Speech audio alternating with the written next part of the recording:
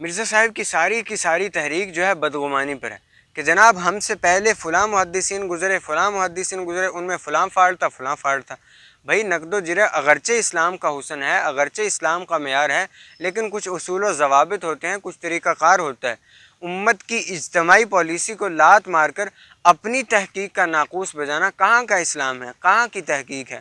مرزا صاحب اکثر معاملات میں اس قدر نئی راہ نکال لیتے ہیں کہ جو 14 صدی کی علماء امت سے متعارض ہوتی ہے۔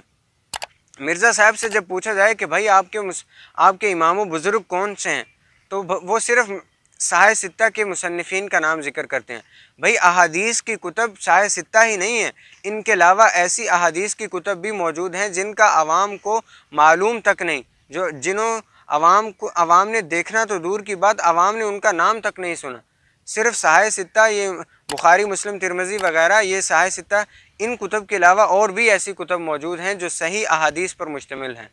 ہم نے جب اپنے اساتذہ سے استفسار کیا انجینئر صاحب کے بارے میں، تو انہوں نے فرمایا کہ بھائی کوئی جب تعمیری کام ہوگا تو ہم انجینئر صاحب سے مشورہ ضرور لیں گے۔ وہ انجینئر ہیں، انہیں دین کا کوئی علم نہیں ہے، انہیں دین کا کوئی باقاعدہ علم بھی نہیں ہے، اس لیے جب کوئی تعمیری کام ہوگا تو ہم انشاءاللہ ان سے مشورہ ضرور لیں گے۔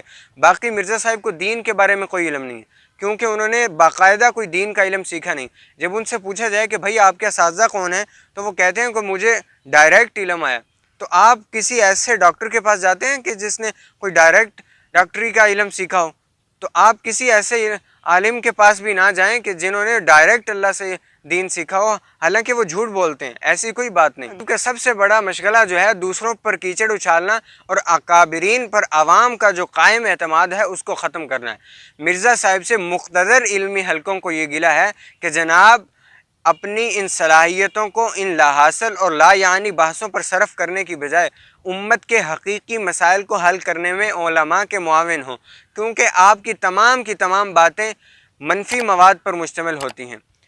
اس لیے یہ یقیناً اسلام کی بہت بڑی خدمت اور دین حنیف کی بہت بڑی خدمت ہوگی۔